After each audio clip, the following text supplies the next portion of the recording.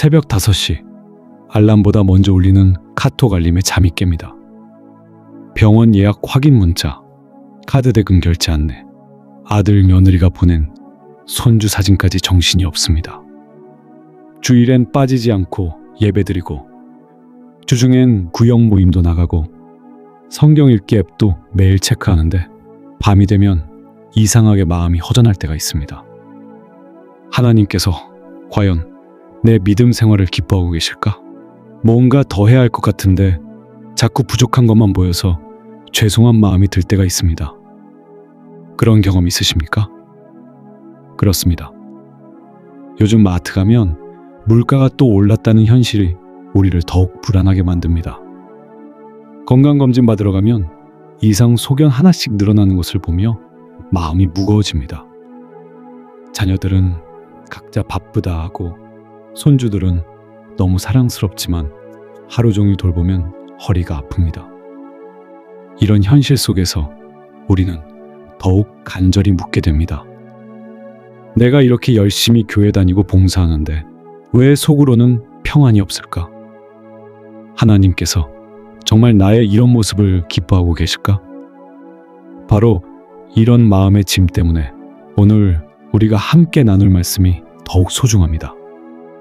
하나님께서는 우리가 생각하는 것보다 훨씬 단순하고 분명한 길을 제시해 주셨기 때문입니다. 끝없는 종교적 행사 목록이나 화려한 신앙 프로그램이 아니라 누구나 지금 이 자리에서 시작할 수 있는 3가지 길 말입니다. 복된 성도님들, 성경 미가서 6장 8절에서 하나님께서 직접 알려주셨습니다. 사람아, 주께서 선한 것이 무엇임을 네게 보이셨나니 여호와께서 네게 구하시는 것은 오직 정의를 행하며 인자를 사랑하며 겸손하게 네 하나님과 함께 행하는 것이 아니냐. 바로 이것입니다.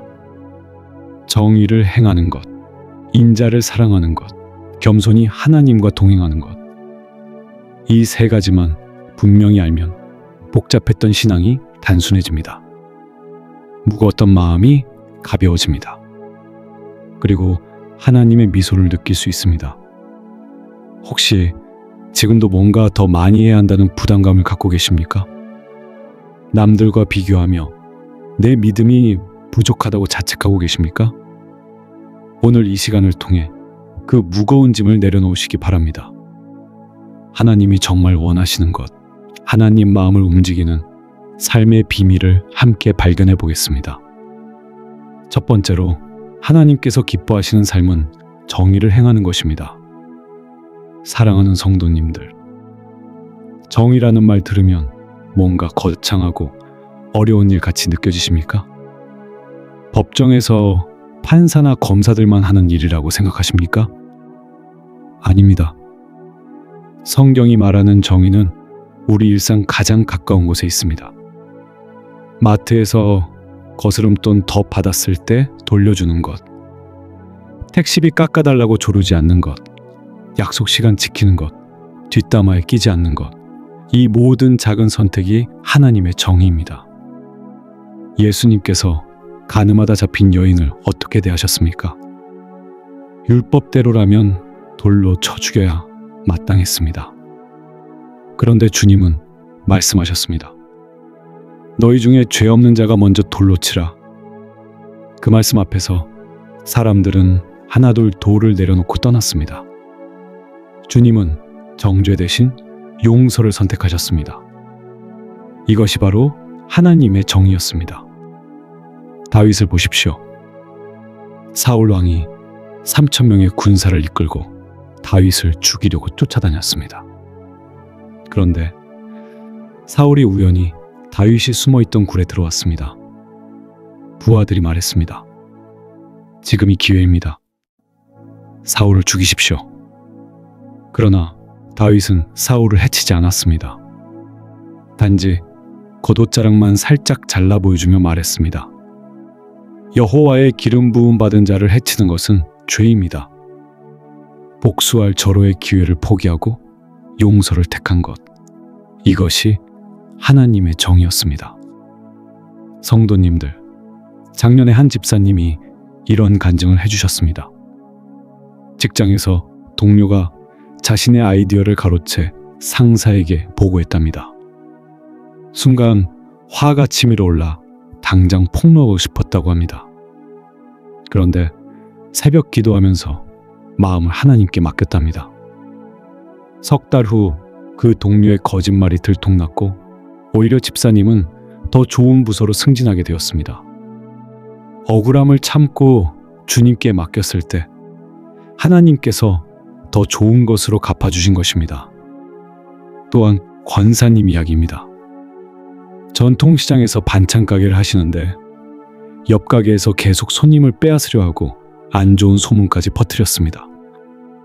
처음엔 똑같이 대응하고 싶었지만 하나님이 기뻐하시지 않을 것 같아 참았습니다. 대신 그 사람을 위해 기도하기 시작했습니다. 그 사람이 몸이 아플 때는 오히려 음식을 해다 주고 병원비도 도와드렸습니다. 그 선한 사랑 때문에 원수 같던 이웃이 변해서 지금은 가장 든든한 동업자가 되었습니다. 혹시 지금 억울한 일 겪고 계십니까? 누군가 때문에 속상해서 밤잠 못 이루고 계십니까? 그 순간이 바로 하나님의 정의를 행할 기회입니다. 세상은 똑같이 갚아줘라. 하지만 하나님은 원수를 사랑하라. 원수를 위해 기도하라. 말씀하십니다. 그 길이 쉽지는 않지만 그 길을 걸을 때 하나님의 마음이 움직입니다. 두 번째로 하나님께서 기뻐하시는 삶은 인자를 사랑하는 것입니다. 사랑하는 성도님들, 인자라는 말이 좀 어렵게 들리십니까? 히브리어로 인자는 헤세드입니다. 변함없는 사랑, 조건 없는 사랑, 상대가 자격이 없어도 베푸는 사랑을 뜻합니다. 예수님이 나병 환자를 만지셨던 장면 기억하십니까? 그 당시 나병 환자는 부정한 사람으로 여겨져 아무도 가까이 하지 않았습니다. 그런데 예수님은 손을 내밀어 그들을 직접 만지셨습니다. 사람들이 외면하는 자를 품으신 것입니다. 세리장 삭개오 이야기도 있습니다. 사람들은 삭개오를 죄인이라며 손가락질했지만 예수님은 말씀하셨습니다. 삭개오야 속히 내려오라. 오늘 네 집에 유하겠다. 그날 삭개오의 인생이 완전히 바뀌었습니다. 재산의 절반을 가난한 자들에게 나누어 주고 빼앗은 것이 있으면 4배로 갚겠다고 고백했습니다. 복된 성도님들, 인자는 단순히 착하게 사는 것이 아닙니다. 포기하지 않는 사랑, 끝까지 함께하는 사랑, 상대방이 변할 때까지 기다려주는 사랑입니다. 호세아 선지자를 보십시오. 아내 고멜이 계속해서 남편을 배신하고 다른 남자를 따라갔습니다.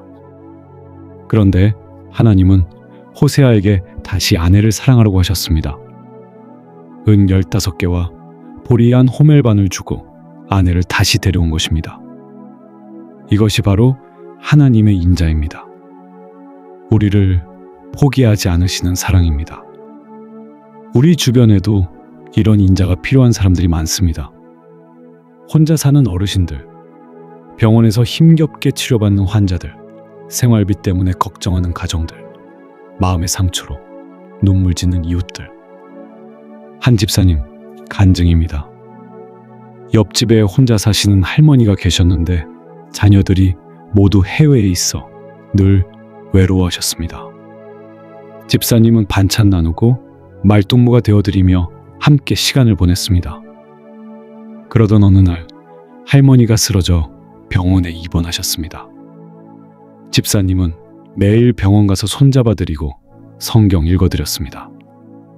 그리고 놀라운 일이 일어났습니다. 평생 교회 안 다니셨던 할머니가 예수님을 영접하신 것입니다. 인자한 사랑이 한 영혼을 구원한 것입니다. 성도님들, 인자를 사랑하는 삶은 가족 안에서부터 시작됩니다. 남편의 실수 용납해주고, 아내의 잔소리도 사랑으로 들어주고, 자녀의 부족함도 이해해주는 것입니다. 직장에서도 동료 실수 덮어주고, 후배 가르쳐주며 상사의 부당함도 기도로 감당하는 것입니다.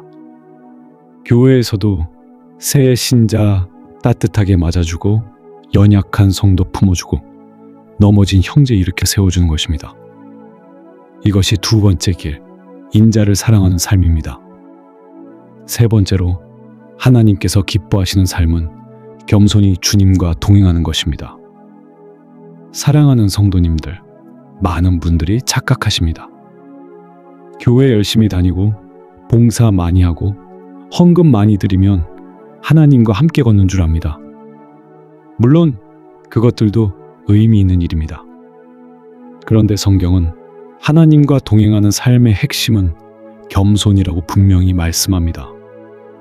바리새인들 보십시오. 하루 3번 기도하고 일주일에 2번 금식하며 11조도 철저히 드렸습니다.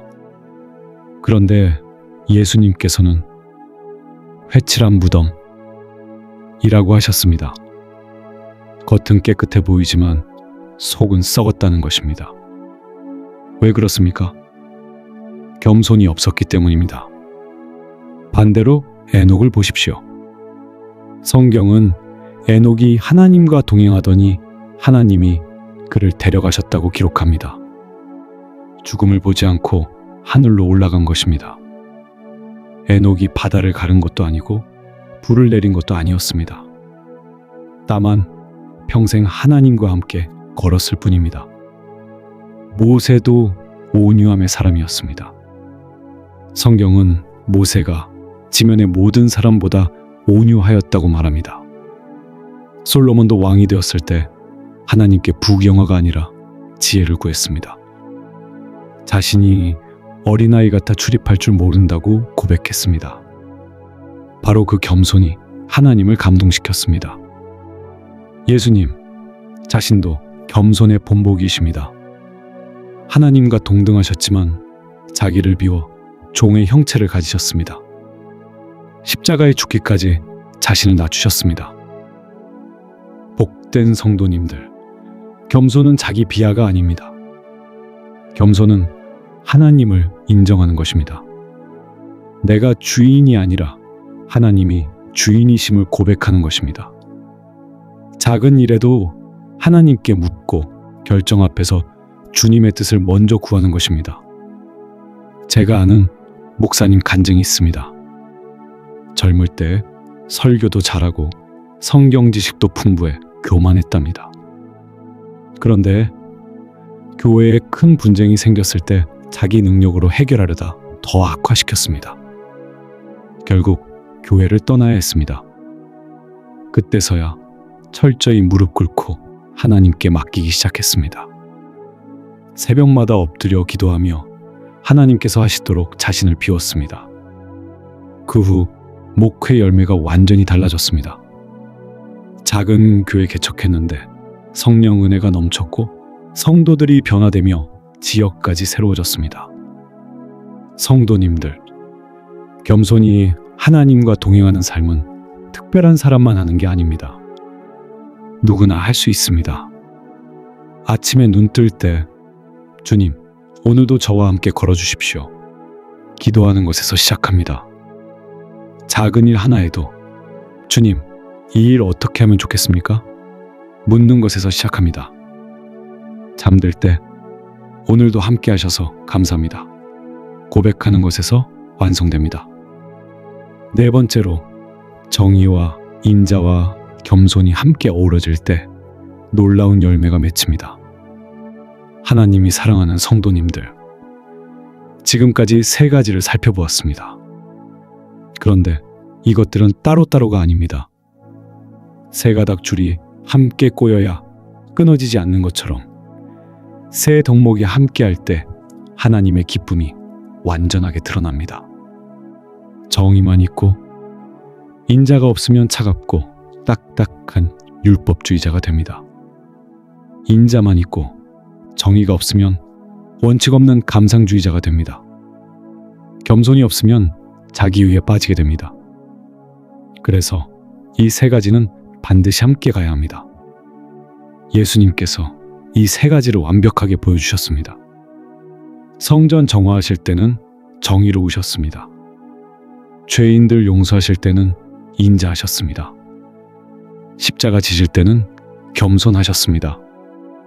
세 가지가 함께할 때 놀라운 일들이 일어납니다. 첫째로 관계가 회복됩니다. 가정 안에서 부부가 화목해지고 부모와 자녀가 가까워지며 형제 자매가 서로 이해하게 됩니다. 둘째로 하나님의 축복이 임합니다. 평안과 기쁨과 소망, 하나님과의 친밀함이 더해집니다. 셋째로 삶의 영향력이 커집니다. 말로 전도하지 않아도 삶 자체가 복음이 되어 주변 사람들이 변화됩니다.